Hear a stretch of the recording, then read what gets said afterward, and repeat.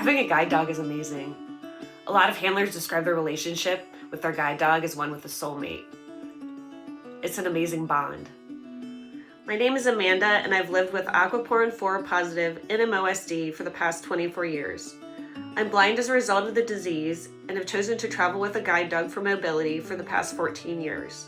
And hopefully by the end of this short talk, you will have some more information on whether or not you think you would be interested in using a guide dog for mobility. Both of my dogs came from Guide Dogs for the Blind and were rock stars. Nacho, my first guide dog, was from their San Rafael campus, and Galette, my second guide dog, was from their Boring, Oregon campus. I love having one. It has increased my confidence and my self-worth. I travel by myself. I go on cruises. I go on planes.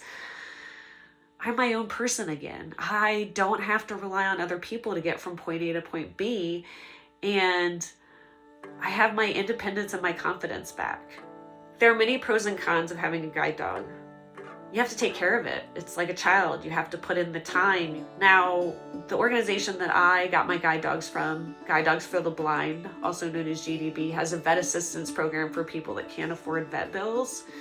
You have to consider that the dog is not only a time consideration, but a financial one as well. There are many different guide dog schools. Please do your research if you decide to get a guide dog.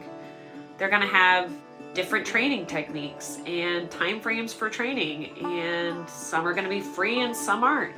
There's a lot of variability, so make sure that you choose what's right for you.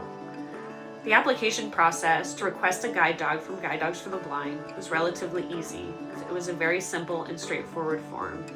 If you cannot fill out a written form and don't have any help, don't worry, you can call the school and someone will get the information over the phone.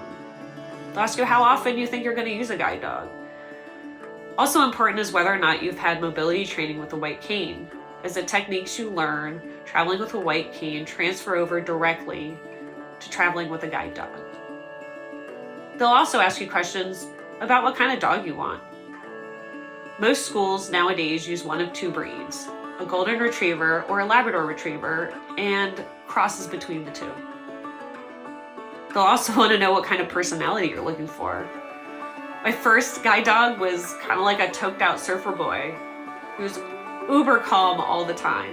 And my current guide dog, Galette, is very energetic, even at 9. You're not done yet. If your application is approved, it's still missing one very important piece of information. How fast do you walk? Guide dogs will send out a human, a real live human, to your house to assess how fast you walk. You'll walk around with an invisible dog, which is kind of embarrassing, but necessary, to determine how fast you walk.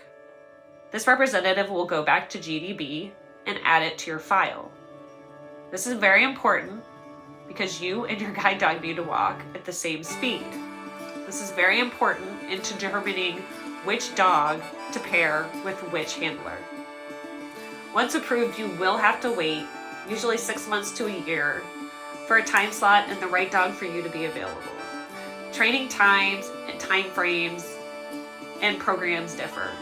But at Guide Dogs for the Blind, I spent 2 weeks on campus, either in California or Oregon, learning to train with my dog. Don't worry, no school will send you home without you feeling ready to work with your guide dog safely and efficiently. These dogs are protectors. Even when not in harness, both Nacho and Galette saved me from getting hit by a car. These dogs are truly special. Don't get one if you don't want one, or if you don't think you can take care of it, or maybe you prefer traveling with a white cane, and that's 100% okay. But realize if you get a guide dog, your life's gonna change forever.